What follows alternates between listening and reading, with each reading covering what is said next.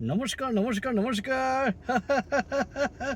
আমরা সকলে কিন্তু গণতান্ত্রিক আ উৎসবে শামিল হচ্ছি এবং কেউ হয়েছি। হ্যাঁ? এ আমরা অনেকে কিন্তু আঙুলের কাজটা অর্থাৎ এই যে আঙুলের কাজটা একদম করা হয়ে গেছে। হ্যাঁ?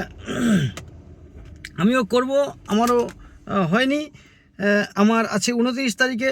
এখন বিষয়টা আবার অনেকে শুনছি যে এই আঙুল এই আঙুল নাকি, হ্যাঁ, আঙুল সাবান দিয়ে ধুয়ে টুয়ে পালিশ করে একদম রেডি করে রাখছে। হ্যাঁ, কারণ ভারতীয় ইতিহাসে এই ধরনের আঁটোসাঁটো ব্যবস্থা এবং খুব সুন্দরভাবে এত নিরাপত্তার মধ্যে ভোট হয়নি বলেই শোনা যাচ্ছে আবাল বৃদ্ধ বনিতা সকলের মুখেই। আমার ব্যক্তিগতভাবে কয়েকজন সম্মানীয় নাগরিক রয়েছেন যাদের ৮৫ বছর এবং ৮৫ বছরের ঊর্ধ্বে বয়স, তাদের মুখে অবধি শোনা যাচ্ছে যে এরকম নির্বাচন নাকি এর আগে তারা দেখেননি। যাই হোক, এখন বিষয় হচ্ছে পশ্চিমবঙ্গের তো বেশ কিছু বৈশিষ্ট্য রয়েছে, হ্যাঁ, যার পরিপ্রেক্ষিতে দাঁড়িয়ে এই ধরনের ব্যবস্থা করতে বাধ্য হচ্ছে।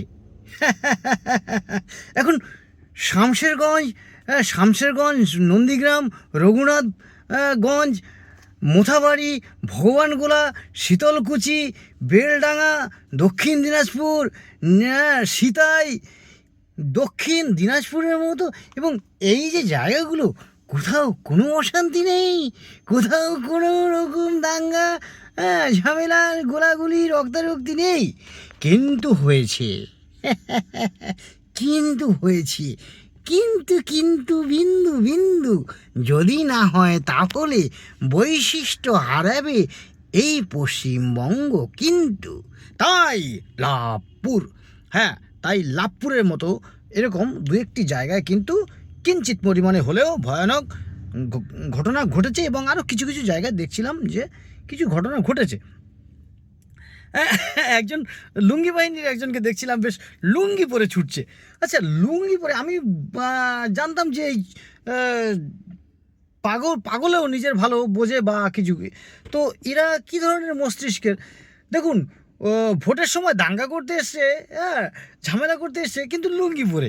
এখন মাঠের মধ্যে দিয়ে, আপনারাও নিশ্চয়ই সেই ভিডিও দেখেছেন, মাঠের মধ্যে দিয়ে তারা ছুটছে ছুটছে ছুটছে, যখন পুলিশ আক্রমণ করেছে, মিলিটারি আক্রমণ করেছে, লুঙ্গি আর গেঞ্জি পরে ছুটছে ছুটছে ছুটছে ছুটছে।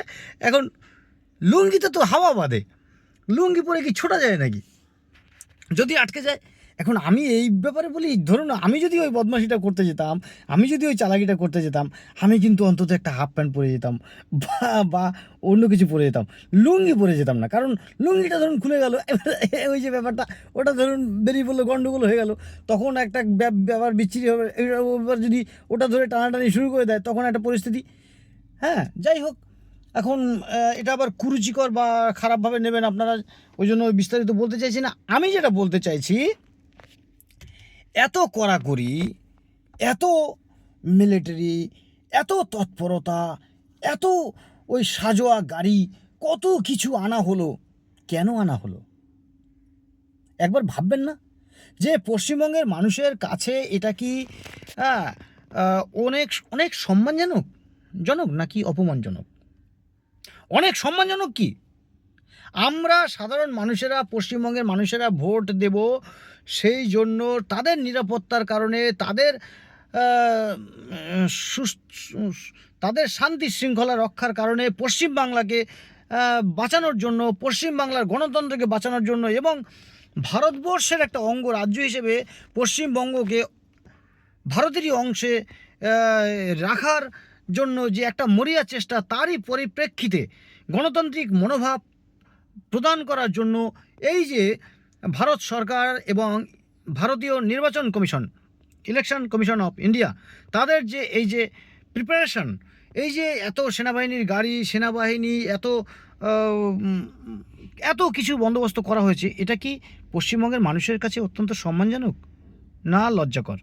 আমি তো মনে করব আমাদের যারা এতদিনে অ্যাডমিনিস্ট্রেশন চালিয়েছেন এবং যারা দীর্ঘ প্রায় 50 বছর পশ্চিমবঙ্গের যে ইতিহাস যা দেখেছি আমরা, আমি নিজে ব্যক্তিগতভাবে বলছি, আমি নিজে বামফ্রন্ট আমলে আমি যখন প্রথম ভোট দিতাম, তখন বামফ্রন্ট আমলে আমি কিন্তু কয়েকবার গিয়ে ভোট দিতে পারিনি, যতবারই গেছি ভোট হয়ে গেছে।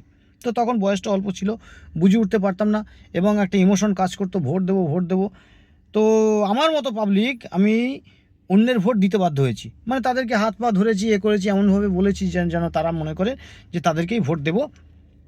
তো তারা ভোট দিতে দিত, কিন্তু গিয়ে দেখতাম অন্য লোকের ভোট।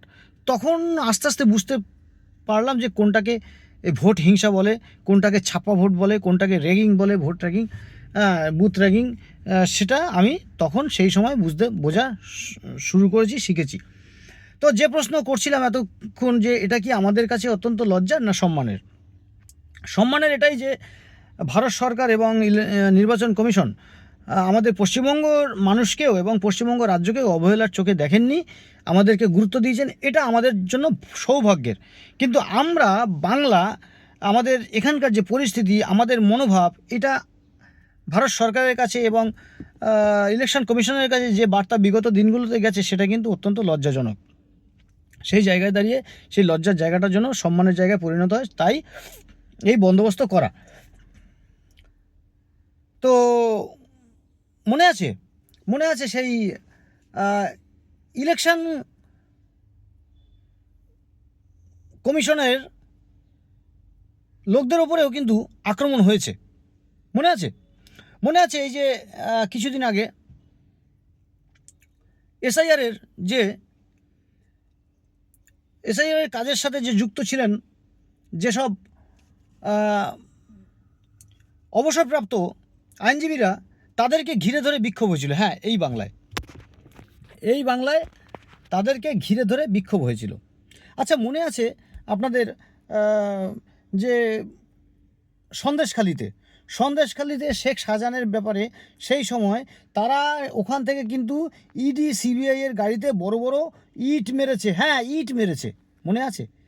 এটা কি একজন সভ্য নাগরিকের থেকে আশা করা যায়? হতে পারে যে বড় একজন চোর, চিটিংবাজ, গুন্ডা, বদমাশ হতে পারে, কিন্তু সে ভারতীয় নাগরিক, সে সংবিধানের উচ্চ পর্যায়ে থাকা এই ধরনের আধিকারিকদের আক্রমণ করতে পারে?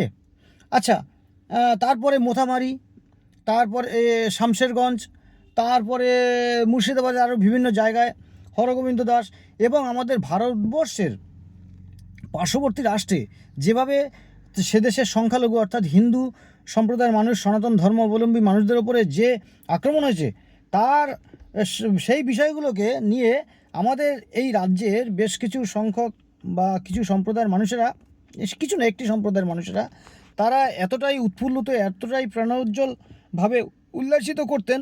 তো আমরা বুঝে গেছি যে আমাদের নাগরিক নিরাপত্তা এবং আমাদের ঐতিহ্য, শ্রদ্ধা, ভক্তি, আমাদের প্রতি তাদের কীরকম মনোভাব, এই সমস্ত কিছুর জায়গায় দাঁড়িয়ে পশ্চিমবঙ্গের মানুষদের জন্য এই যে এত আঁটোসাঁটোভাবে ভোট করানো, এটা সত্যি একজন নাগরিক হিসেবে ভারতীয় নির্বাচন কমিশনকে এবং ভারত সরকারকে এবং স্বরাষ্ট্র দপ্তরকে, হ্যাঁ, যেটা বলতে ভুলেই গিয়েছিলাম, এটাও তো একটা নজিরবিহীন ঘটনা যে আমাদের দেশের স্বরাষ্ট্রমন্ত্রী তিনি আমাদের রাজ্যে কনস্ট্যান্ট কয়েকদিন রয়ে গেছেন, নির্বাচনী প্রক্রিয়া পর্যবেক্ষণ করার জন্য এবং সমস্ত গতিবিধি লক্ষ্য করার জন্য। ভারতীয় নির্বাচন কমিশনার নির্বাচন কমিশনের প্রধান তিনি রয়ে গেছেন স্বরাষ্ট্রমন্ত্রী, এবং মাননীয় প্রধানমন্ত্রী মাঝে মাঝেই আমাদের রাজ্যে আসছেন, আসা যাওয়া করছেন, এবং গঙ্গা বক্ষে প্রধানমন্ত্রী যেভাবে চলাচল করলেন, যেভাবে গঙ্গা বিহার করলেন এবং মানুষের সাথে যেভাবে মিশছেন, কথা বলছেন। দেখুন, রাজনৈতিক মানুষেরা রাজনীতি করবেন, তারা তাদের মতো করে বক্তব্য প্রকাশ করবেন, এটা স্বাভাবিক, কিন্তু সেটা করুন। কিন্তু আমরা যারা রাজনীতির বাইরে উঠে আমাদের রাজ্যটাকে সার্বিকভাবে ভাবার চেষ্টা করি, আমাদের রাজ্যের সামাজিক উন্নয়ন, রাজ্যের সকলের ডেভেলপড আমরা আশা করি, তাদের কাছে কিন্তু এটা অত্যন্ত ভালো বিষয়, অত্যন্ত আনন্দের বিষয় যে আমার প্রধানমন্ত্রী আমাদের রাজ্যের এখানে ওখানে ঘোরাঘুরি করছেন। এটা সারা পৃথিবী কিন্তু ফলো করছে যে where is West Bengal, what is the special thing of West Bengal, হ্যাঁ, পশ্চিমবঙ্গের বিশেষ বৈশিষ্ট্য কী রয়েছে, এরকম এটা কিন্তু বিশ্বের দরবারে আমাদের পশ্চিমবঙ্গ সম্পর্কে হাইলাইটেড হচ্ছে। এটা তো আমাদের পক্ষে অত্যন্ত ভালো ব্যাপার, তাই নয় কি? যাই হোক, নির্বাচনী পরবর্তী পরিস্থিতি সম্পর্কে খানিকটা আলোচনা করে গেলাম, বাকিটা দ্বিতীয় দফা অর্থাৎ সেকেন্ড স্টেপে যে ভোট হবে, সেকেন্ড ফেজ, তারপরে আবার হয়তো আমি বলবো। এতক্ষণ যা বলে গেলাম আজকের আলোচনা এই অবধি রাখছি। সকলে খুব খুব ভালো থাকবেন। আর হ্যাঁ হ্যাঁ, আমাদের নাগরিক নিরাপত্তা এবং আমাদের ধর্মীয় যে আচারবিধি সংস্কৃতি সেগুলোকে রক্ষা করা, মা বোনের সম্ভ্রম আত্মমর্যাদা রক্ষা করা, এবং বিগত দিনগুলোতে যে হিংসা হয়েছে, মারামারি হয়েছে, সেগুলো রক্ষা করার জন্য যাকে ভোট দেওয়ার প্রয়োজন তাকেই কিন্তু দয়া করে আগামী 29 তারিখে ভোট দেবেন। হ্যাঁ হ্যাঁ, আর যারা আঙ্গুল টাঙ্গুল ধুয়ে মুছে রেডি করে রেখেছেন অলরেডি, আমিও কিন্তু খুব আনন্দিত। হ্যাঁ, আঙ্গুল টাঙ্গুল ধুয়ে রেডি করে রাখছি, কেটে কুটে রাখছি যে ভোটটা দিতে হবে। তাদের জন্য বিশেষ বিশেষ করে আন্তরিক অভিনন্দন, শুভকামনা জানাচ্ছি। হ্যাঁ, ঠিক ধরেছেন, আপনার পছন্দের এবং আপনি নির্বাচন করা প্রার্থী কিন্তু জিতবে। ধন্যবাদ, সকলে খুব খুব ভালো থাকবেন। এই ঐতিহাসিক ভোট প্রক্রিয়ায় আপনারা সকলে সামিল হন, এটা আমার অনুরোধ। খুব খুব ভালো থাকবেন। ধন্যবাদ। এতক্ষণ আমি আপনাদের সাথে ছিলাম। হ্যাঁ, আমি আপনাদের সাথে ছিলাম একজন সামাজিক সচেতন মানুষ হিসেবে, একজন কবি হিসেবে, একজন চিন্তাবিদ। হ্যাঁ, নিজেকে চিন্তাবিদ এই জন্য মনে হয় যে দিনরাত সবসময় মাথার ভিতরে ঘুরতে থাকে যে সমাজের কি হচ্ছে কি না হচ্ছে, কিছু করতে পারি আর না পারি, কিন্তু ভাবার চেষ্টা করি। খুব ভালো থাকবেন, খুব ভালো থাকবেন। ধন্যবাদ।